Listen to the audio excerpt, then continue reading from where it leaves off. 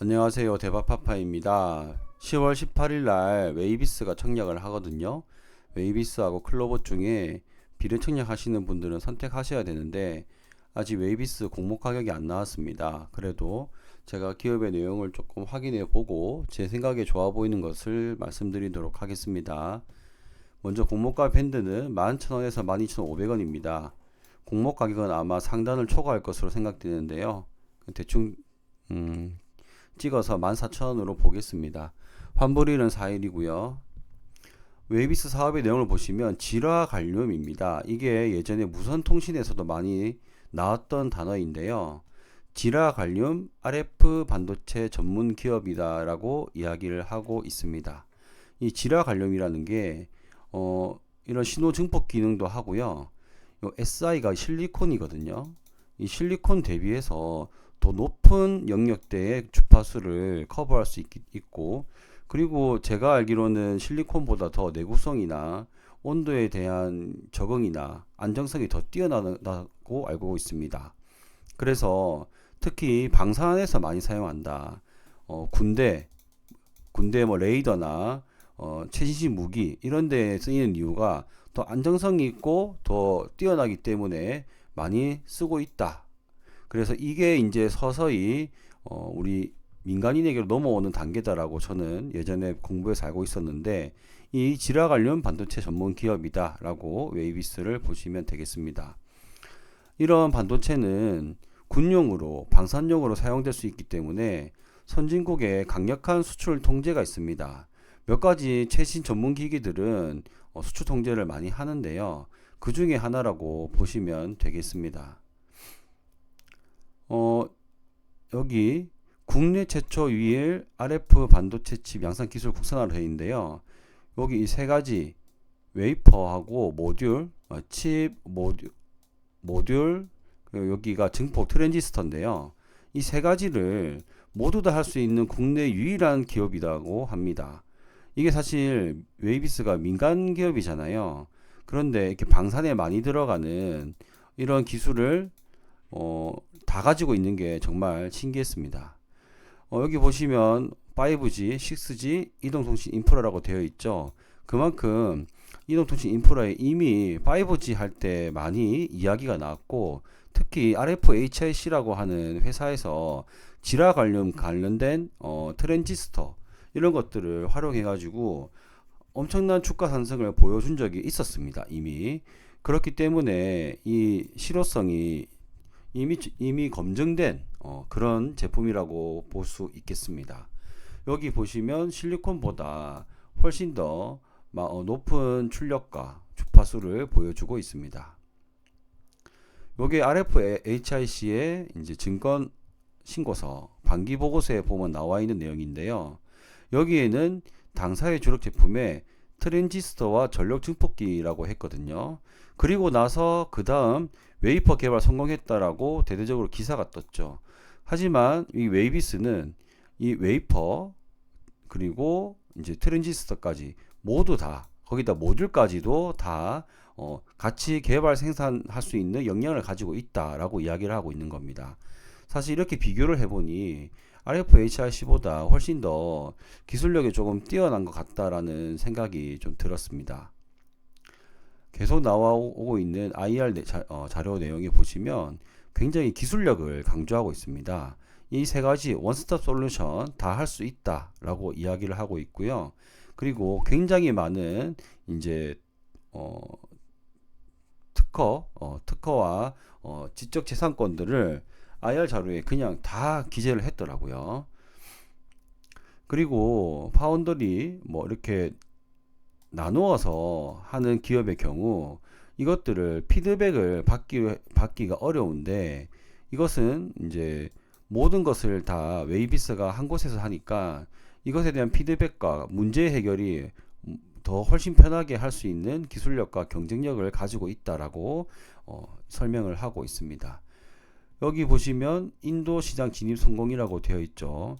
그러니까 선진국에서 굉장히 수출 통제를 하고 있으니까 이런 나라들도 이 안티들은 요즘에 굉장히 중요하잖아요. 중동 전쟁에서도 드론으로 많이 암살도 하고 유전을 공격하기도 하고 하기 때문에 이런 안티 드론 이런 거 중요하기 때문에 여기에서 사용하는 주파수 이런 걸 굉장히 민첩하게 면밀하게 잡아내야 되기 때문에 거기에서 이제 지라 관련 반도체를 가져가는 거겠죠.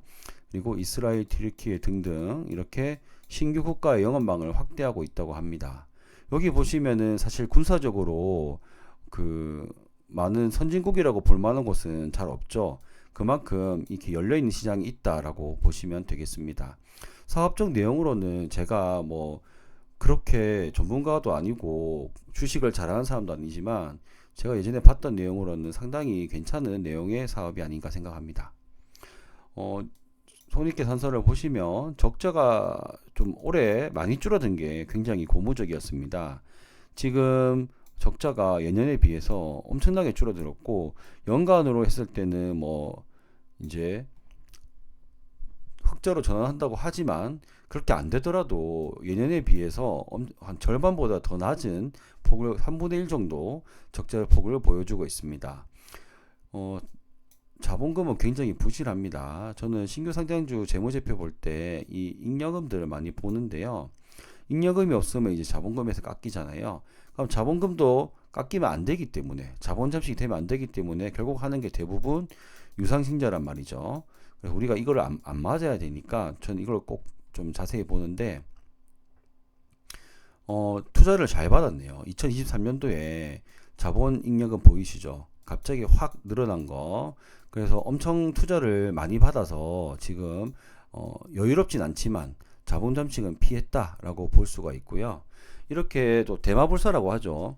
이런 기업들이 성과가 나오기 전까지 좀 더 투자를 받는 경우도 많이 있기 때문에 이 정도면은 뭐 저희가 청약하는데 아무 문제 없겠다 하고 생각이 들었습니다. 수요치 결과는 아직 나오지 않았고요. 주주 구성을 살펴보도록 하겠습니다. 최대주주 지분이 조금 작은 게 아쉬웠습니다. 여기 보면 19.63%에 0.62% 더하더라도 한 20% 정도 되겠죠. 굉장히 아쉬웠습니다만 여기 보시면 매각 제한 기간을 5년, 3년으로 해놨습니다. 그냥 이 기업을 몇 년간 쭉 열심히 하겠다 그런 의지가 보이는 매각 제한 기한이었습니다. 주주 구성을 보시면 너무 많아서 제가 다 세지도 못했는데요. 여기에 아무것도 없다는 것은 이제 확약을 다 걸었다는 것이고요. 확약가 풀리는 기업들이 너무 많습니다. 그래서 이미 투자를 많이 받은 게 상당히 아쉽다라고 생각이 들었습니다. 또 특이한 것은 군공 하나 이렇게 첨단 국방과 4차 산업혁명 벤처투자 이렇게 있잖아요. 역시 방산 쪽으로도 관련된 투자를 받은 것 같고 DS투자증권 같은 경우에는 이제 신규 공모주 관련된 신규 상장주 관련된 곳에서 자주 보이는 괜찮은 기업만 투자하는 것으로 알고 있습니다. 그래서 유통 물량이 꽤 많은데요. 34%라서 좀 아쉬웠습니다만 하지만 클로봇과 우리는 결국 비교를 해야 되잖아요. 클로봇이 시가총액도 굉장히 높고 그리고 유통 물량도 굉장히 높아서 클로봇에 비해서 비율은 높지만 유통 금액이 낮아서 괜찮을 거라고 생각이 들었습니다. 그리고 기타 고려사항은 클로봇과 웨이비스가 같이 상장을 하게 되고요. 또 환매 청구권이 3개월 있습니다. 굉장히 좋은 거죠. 우리한테는 우리가 아무리 많이 가져가더라도 마이너스 10% 정도에서 딱 손실을 막아주는 저희 손실의 하방을 기록할 수 막아주는 아주 든든한 보험이라고 생각하시면 됩니다. 공모가 산정 요약표를 보시면 클로봇을 한번 생각해 보시면 되겠습니다.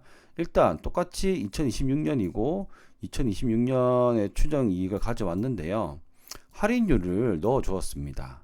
그런데 클로봇은 할인율이 없었습니다. 그리고 유사기업 PER도 웨이비스는 25배고요. 클로봇은 39배 정도였습니다. 그러면 굉장히 유사기업이 큰데 이 클로봇은 로보스타라고 이제 PER 64가 되는 너무 높은 기업을 넣었기 때문에 이렇게 나왔거든요. 그래서 이것도 웨이비스가 더 좋다라고 생각이 들었습니다. 주당 평가 가격이 15,300원인데요. 아마 한 14,000원쯤 공모 가격이 되지 않을까 생각합니다. 유사 기업과 비교를 보시면 각 반도체 기업이 있고요. i3 시스템이 상당히 사업 구조가 비슷하다고 봐야 할까요? 이게 그 적외선 관련된 사업으로 알고 있는데 이 기업도 역시 기술력이 아주 뛰어나고 다른 나라에서 많이 통제하는 군사용으로 많이 쓰여서 많이 통제하는 기업으로 알고 있거든요. 제가 지금 정확한 내용이 기억 안 나지 않지만 세계에서 한 4-5군데 정도밖에 하지 않는 그런 사업의 내용으로 알고 있어요. 이스라엘, 미국, 그리고 한국의 i3 시스템, 유럽이 있었나 어쨌든 그랬는데 그만큼 비슷한 사업의 내용이라서 넣은 것 같은데 PER이 지금 10위밖에 되지 않습니다. 뭐 제가 이 사업의 유망성을 몰라서 이 기업을 투자라는 게 아니라 이런 어떻게 보면은 조금 사업의 내용이 다를 수 있지만 기술력적으로 비슷한 기업을 넣어서 이 PER을 오히려 더 낮게 했다는 거죠. 그래서 저는 이게 또 좋아 보였습니다. 아까처럼 로버스타 같은 경우는 클로봇은 오히려 더 64가 되는 높은 숫자를 가져가서 밸류에이션 더 높였다면 오히려 이번에 웨이비스는 밸류에이션 낮추는 선택을 하였다라고. 그래서 정리를 하자면 사업의 내용은 둘 다 좋아 보이지만 밸류에이션이 웨이비스가 더 좋고 유통 비율은 클로봇이 30% 미만으로 더 괜찮긴 하지만 시가총액과 유통 금액 웨이비스가 더 낮기 때문에 더 좋다고 생각합니다. 그리고 환매 청구권이 있어서 손실이 막혀 있습니다. 3개월간 환매 청구권 있는 게 굉장히 좋고요. 비례 청약을 해도 된다고 생각하는 이유 중에 하나가 가격만 조금 괜찮으면 환매 청구권이 있기 때문에 큰 손실이 없는 이렇게 막혀 있는 우리 투자를 할 수 있기 때문입니다. 그래서 여러 가지 봤을 때 유통 비율 하나만 제외하고는 전부 다 웨이비스가 더 좋다고 생각합니다.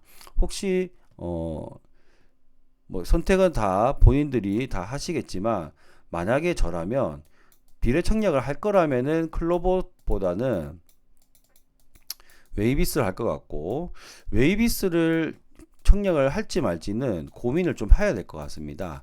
하게 된다면 웨이비스겠지만 환불일이 4일이기 때문에 예상되는 수익과 그리고 이자 이런 것들을 좀 생각해서 투자를 해야 되거든요. 그래서 이거는 기관 수요 예측 결과 나오고 난 뒤에 제가 또 뭐 생각을 해서 올리도록 하겠습니다. 이렇게 해서 간단하게 웨이비스 사업 내용과 클로봇을 비교해 드렸는데요. 제가 설명해 드린 거는 저 나름대로 주식 공부하면서 알게 된 잡다한 지식들을 그냥 다 끌어 모아서 여러분들에게 제 생각을 말씀드린 겁니다. 이거 가지고 뭐 저 사람이 말했다고 했으니 꼭 가야지 이런 거는 절대 안 되는 거 아시죠? 참고만 해주시길 바라겠고요. 오늘 여기서 마치겠습니다. 감사합니다.